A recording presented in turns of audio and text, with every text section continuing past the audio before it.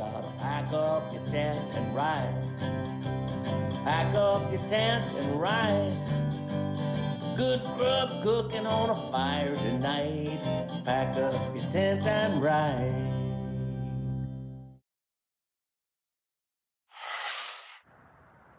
Hi, I'm Fraser Douglas, and I was an avid tent camper for over 55 years.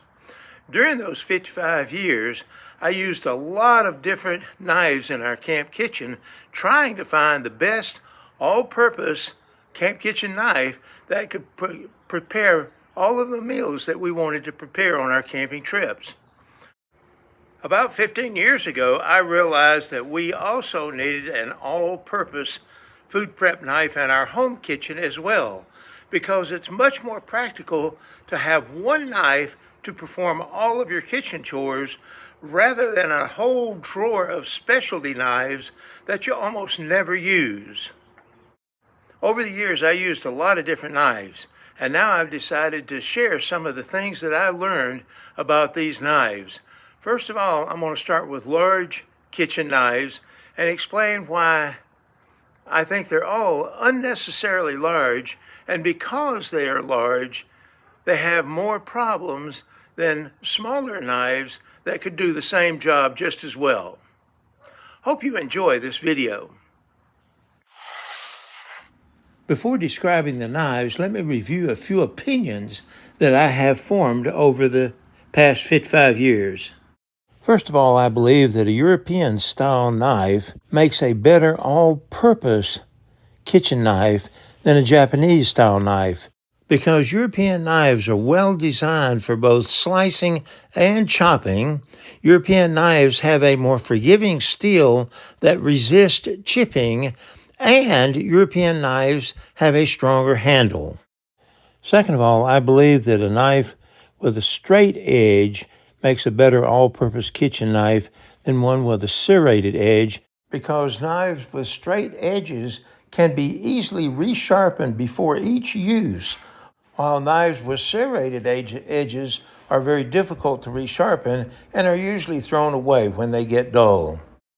Third, I believe that knives with a flat grind make much better all-purpose kitchen knives than knives with either saber grinds or Scandi grinds, because flat ground blades will slice easily and straight, whereas saber grinds and Scandi grinds will frequently hesitate and then veer unpredictably to either to the left or to the right.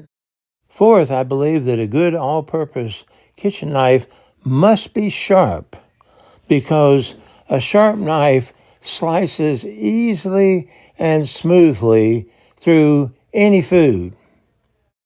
To keep your knife sharp, you must put a good 18-degree edge on it and then strop or hone it frequently. Fifth, to keep your all-purpose kitchen knife clean and rust-free, you should rinse it and dry it immediately after cutting any fruit or vegetable, and wash it with soap and dry it immediately after cutting any meat. Always wash your knife under the faucet and never put it in a dishwasher. And finally, although most kitchen knives are usually sold without a sheath, you should always make or buy one to protect the knife edge from accidental damage, to protect other objects near the knife edge, and to protect users who are handling the knife. And now, let me describe 7 large kitchen knives that are frequently used by American families. Butcher knives have a long history that reportedly goes back to the 1600s in Sheffield, England. They were made by the thousands and shipped to the early American colonies to be used by early American families and to be traded to the Indians for tobacco, food, animal skins, and other goods. Traditionally, they're a relatively large knife with an 8 to 14 inch long blade that was about 1 to 1.5 inches wide along the rear edge. and relatively thin across the spine.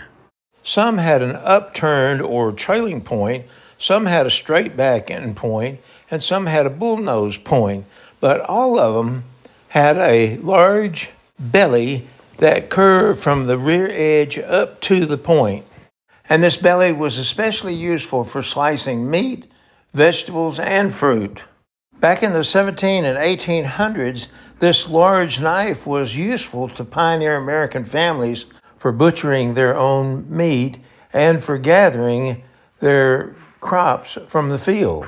But today, when American families buy most of their food in grocery stores, this large size is no longer necessary and is in fact awkward to use when cutting small fruits and vegetables. Furthermore, when compared with a smaller kitchen knife, that long, sharp edge requires a larger, more expensive sheath, requires more time and effort to resharpen, and is more dangerous. So a few knife makers now are making smaller butcher-style knives that can be used as all-purpose kitchen knives. For example, this 5.5-inch long Old Hickory bullnose hunting knife makes a pretty good all-purpose kitchen knife and only costs $25 with a sheath. And this replica of the old Green River knife, made by the Dexter Russell Company, makes a great all-purpose kitchen knife and again only costs $25. Chef knives were initially developed in Solingen, Germany in the early 1700s and widely used in France during the 1800s by French chefs. From the very beginning, these knives had a more sculptured appearance than the crude English butcher knives, but their blades were also between 8 and 14 inches long, because French chefs had to cut individual servings of meat from large sides of beef, pork, mutton, or venison. Over the years, the German knives, like the one shown at the bottom of this photo, had a larger handle and a more curved belly, while the French knives shown at the top of this photo tended to have smaller, more delicate handle and a straighter edge with less of a belly. More recently, the standard length of a chef knife blade has dropped to about 8 inches. And most professional chefs and knife salesmen contend that the chef knife is the most important knife that you will need in your kitchen and should be the first one that you buy.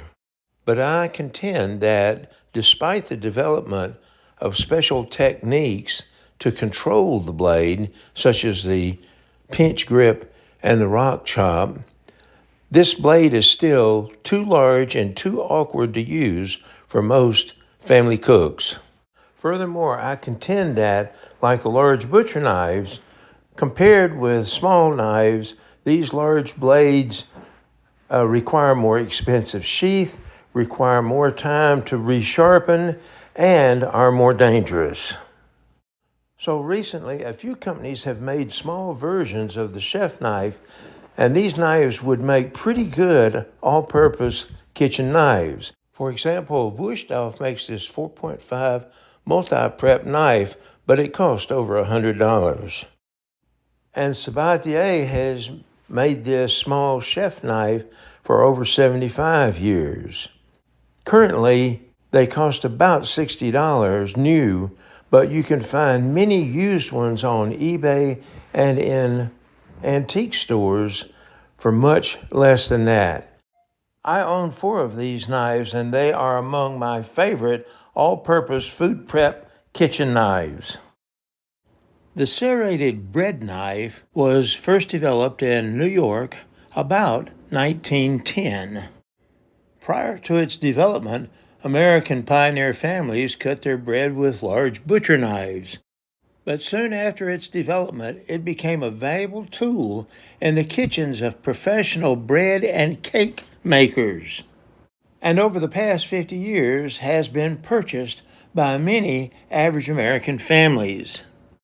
But I contend that most American families do not need a bread knife because they usually buy bread that is already sliced, and because if they should bake a loaf of bread, they can easily slice it with an all-purpose kitchen knife that is sharp and has a good point.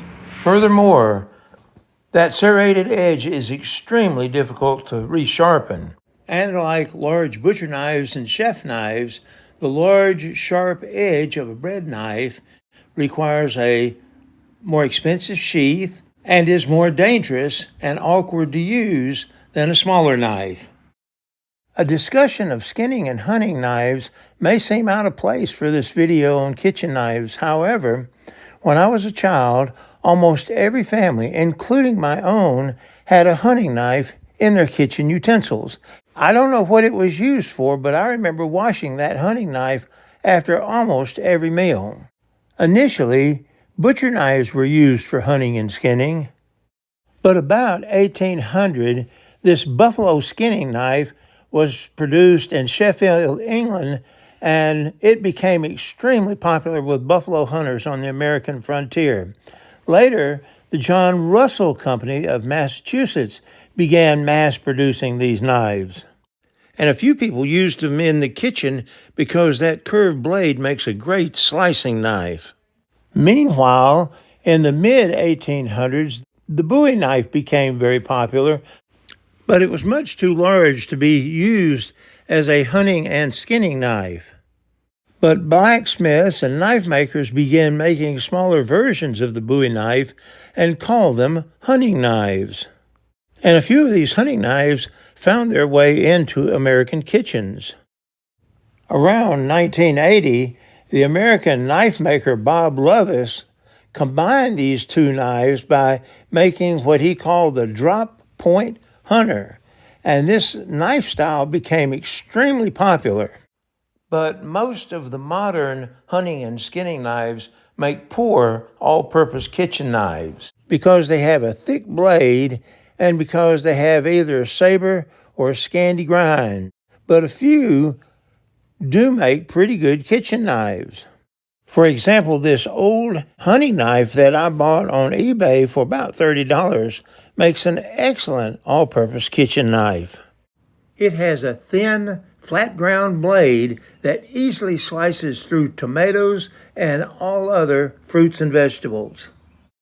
The histories of the boning knife and the fillet knife have not been well documented, but they both are thought to have emerged around the late 1800s or early 1900s.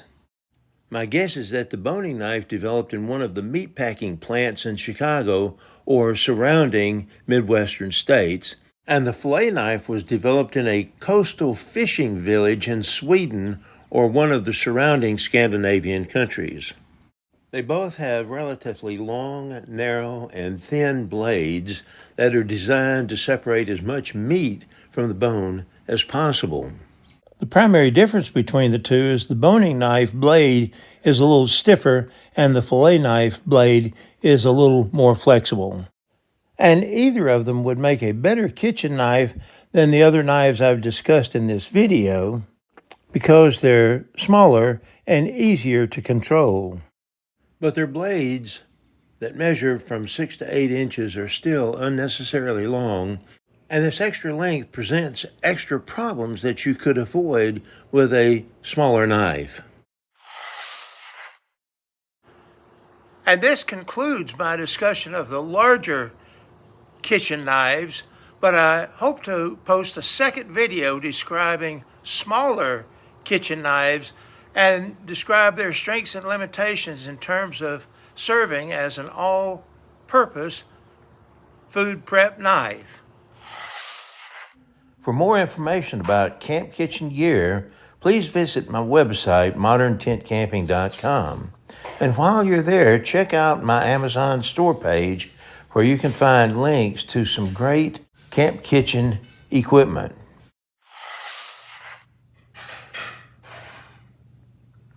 Take more trips, travel further, visit more attractions, and spend less money.